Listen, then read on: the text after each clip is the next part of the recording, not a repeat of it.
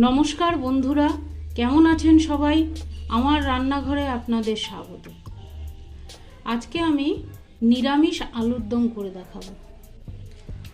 কড়াই গরমে বসিয়ে দিয়েছি, তাতে দিয়ে দিচ্ছি আমি সর্ষের তেল।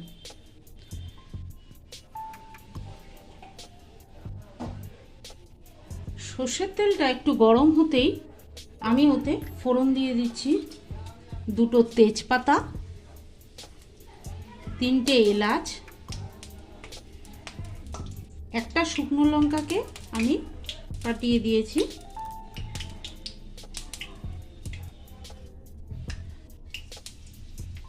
একটুখানি জয়িত্রী আর দারচিনি।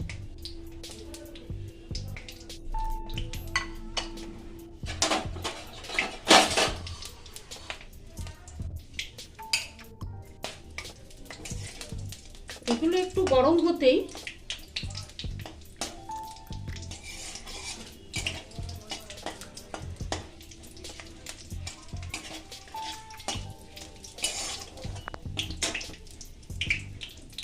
আমি এর মধ্যে দিয়ে দেব সেদ্ধ করা আলুগুলোকে।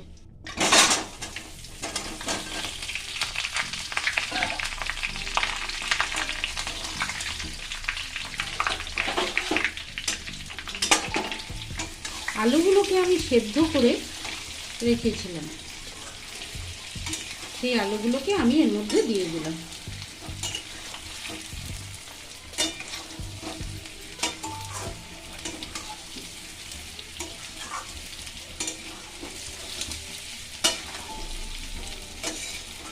আলুর দমে আপনারা আলু সেদ্ধ না করে তেলে ভেজেও আলুর দম করতে পারেন, কিন্তু আমি একটু সেদ্ধ করে নিয়েছি।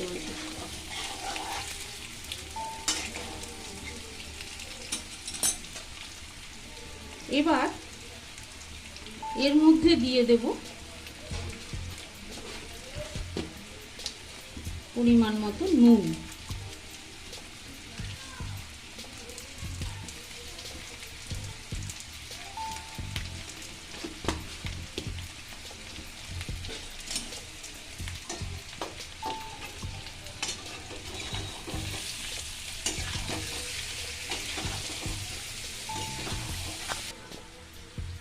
দেখুন আলুগুলো ভাজা হয়ে এসছে। এবার আমি এখানে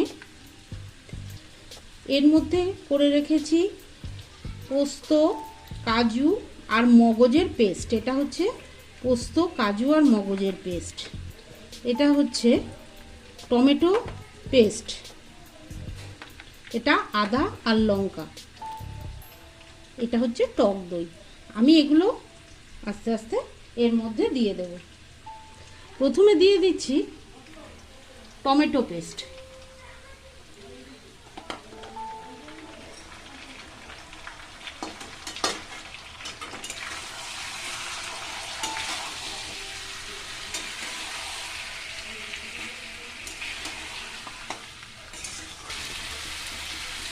এবার দিয়ে দিচ্ছি আদা আর লঙ্কা বাটা।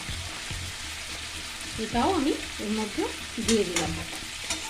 নিরামিষ দিলে নিরামিষ আলুর দম, পোলাও, ফ্রাইড রাইস, লুচি, ভাত যা দিয়ে খাওয়া যায়। পেঁয়াজ রসুন দিয়ে তো খাওয়াই যায় আলুর দম, তা তো জানেনই। আমি আজকে নিরামিষ করে করছি। নিরামিষ দিনে খুব ভালো লাগে এইভাবে আলুর দমটা করতে। এবার আমি এর মধ্যে দিয়ে দিচ্ছি জিরের গুঁড়ো। পরিমাণ মতো জিরের গুঁড়ো দিলাম।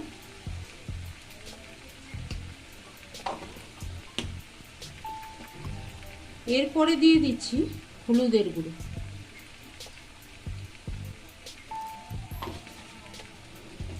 এবার আমি এর মধ্যে দিয়ে দিচ্ছি কাজু বাটা, কাজু, মগজ আর পোস্ত বাটাটা। এটা খুব ধীরে ধীরে ফ্লেমটা কম করে দিয়ে ভাজবেন, যেহেতু এর মধ্যে কাজু আছে তাই পুড়ে যাওয়ার সম্ভাবনাটা থেকে যায়। তাই জন্য আমি গ্যাসের ফ্লেমটাকে ছোট করে দিয়ে তারপরে দিলাম। একসঙ্গে বেটে ফেলেছিলাম, পোস্ত, কাজু আর মগজ, সেটা আমি দিয়ে দিলাম।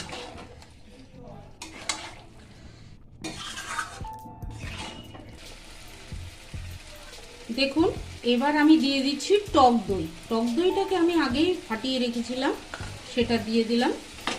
দিয়ে এবার আমি আরেকটু কষাবো। আমি কিন্তু এখনো অতিরিক্ত জল দিইনি, সামান্য একটু জল দিয়েছি যাতে মশলাগুলো পুড়ে না যায়। বিশেষ করে যেহেতু কাজু দেয়া আছে তাই জন্য আমি সামান্য একটু জল দিয়ে এটাকে ভালো করে কষিয়ে নিচ্ছি।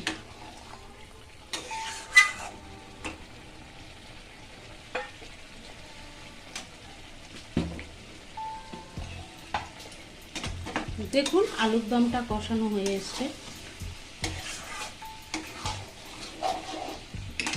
এবার আমি এর মধ্যে দিয়ে দিচ্ছি সামান্য চিনি।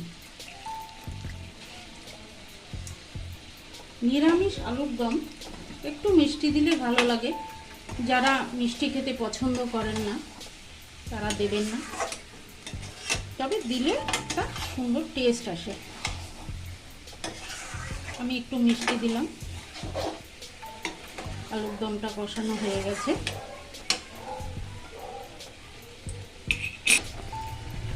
এবার এর মধ্যে দিয়ে দিচ্ছি আমি পরিমাণ মতো একটু জল।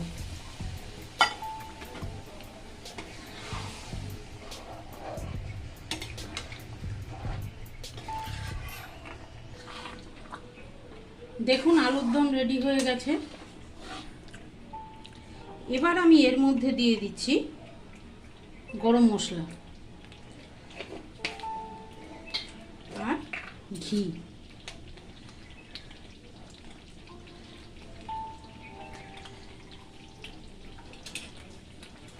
তা দিয়ে একটু নেড়ে চেড়ে নিলাম।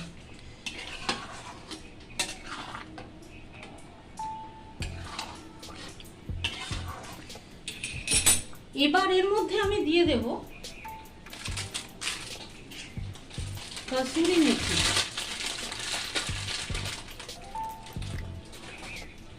কসুরি মেথিটাকে হাতের মধ্যে একটু পেস্ট করে এর মধ্যে দিয়ে দেবেন,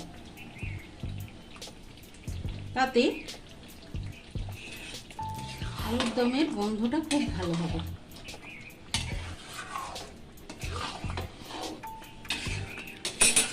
দেখুন আলুর দম রেডি হয়ে গেছে। দেখুন আলুর দম রেডি হয়ে গেছে। আপনারাও এইভাবে বানিয়ে খান, আশা করি আপনাদেরও ভালো লাগবে। ভালো থাকবেন, সুস্থ থাকবেন। আবার দেখা হচ্ছে অন্য কোনো ব্লগে। টাটা।